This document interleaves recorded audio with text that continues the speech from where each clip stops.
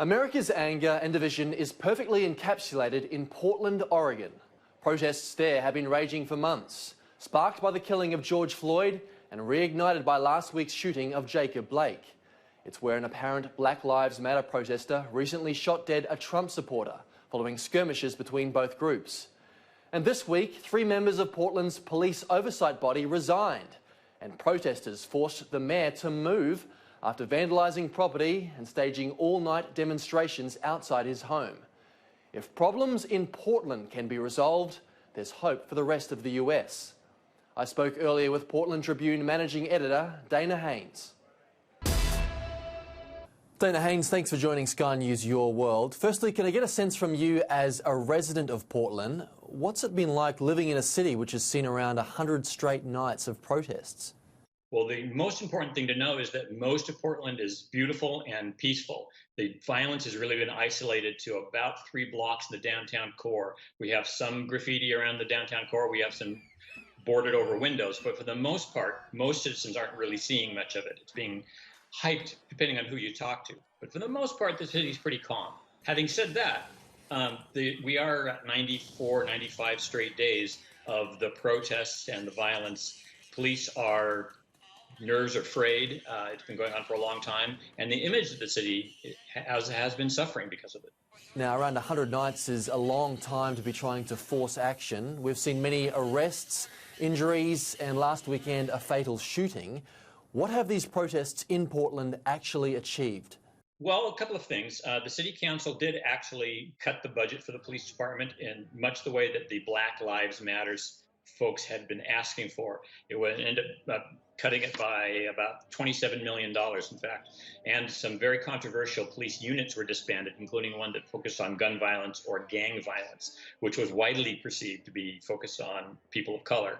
The state legislature, which is the elected body for the state of Oregon, they also passed several bills in June, one that focused on the use of tear gas and on chokeholds, and they also looked at use of force by police.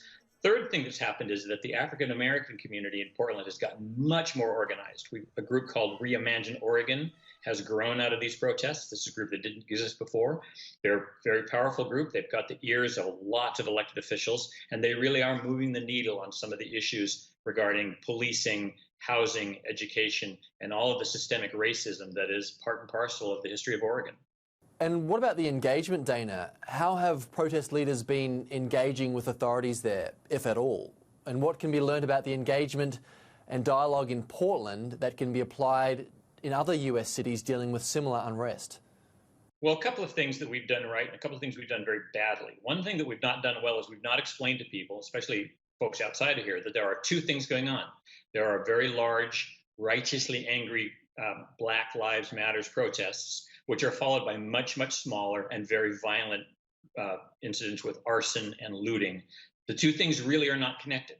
The group that goes out later at night are doing it because it's fun to do arson and looting. The group that goes out earlier in the day that protests in March, they really believe that Black Lives Matter and that we have systemic racism. So that's the first thing, to make sure that other communities are differentiating the protests from the violence. The second thing we have done badly here is I think our city council was very slow to react. They've not done listening sessions. They've not gone out, and we had editorialized in our newspaper, if they'd have gone out 10 straight days, stood in the middle of the protest, get yelled at, get chewed out, people would start saying, okay, well, at least I was heard. And some of the folks who have been out night after night after night, if they believe they're being heard, they'll stop protesting. And Dana, there was quite a bit of attention around the federal response in Portland. I think a lot of people were concerned when they saw unidentified federal officers rounding up people and throwing them into unmarked vans. How do you think the Trump administration should be dealing with the protests in Portland and elsewhere? We think the Trump administration ought not to be dealing with protests in Portland.